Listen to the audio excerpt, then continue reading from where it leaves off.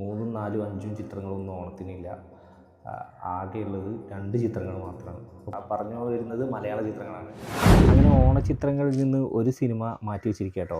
ഏവരും കാത്തിരുന്ന DQ ചിത്രം ഐ ആം ഗെയിം, ഈ ചിത്രം പോസ്റ്റ്പോൺ ചെയ്തു എന്നുള്ള രീതിയിലുള്ള വാർത്തകളാണ് ഇപ്പോൾ വന്നുകൊണ്ടിരിക്കുന്നത്. അങ്ങനെയെങ്കിൽ ഇത്തവണ ഓണത്തിന് 2 ചിത്രങ്ങളായിരിക്കും മലയാളത്തിൽ നിന്ന് ഉണ്ടാവുക. ഒന്ന് ഖലീഫ, പൃഥ്വിരാജ് നായകനായിട്ടുള്ള ഖലീഫ. 2 നിവിൻ പോളിയുടെ ബത്ലഹേം കുടുംബ യൂണിറ്റ് പറഞ്ഞിട്ടുള്ള ഈ 2 ചിത്രങ്ങളായിരിക്കും ഉണ്ടായിരിക്കുക.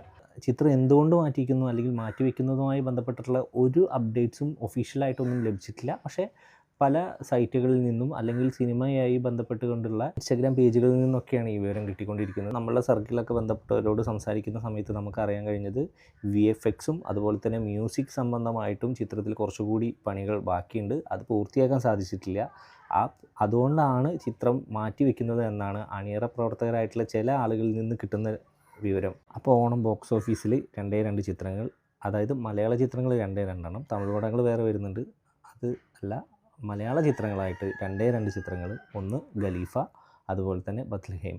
ആര് സിനിമ ഈ കാലത്തെ ഓണക്കാലത്ത് ആര് സിനിമ തൂക്കും അല്ലെങ്കിൽ ആര് ഫ്ലോപ്പാവും എന്നൊക്കെ വരുന്ന ദിവസങ്ങൾ നമുക്കറിയാം.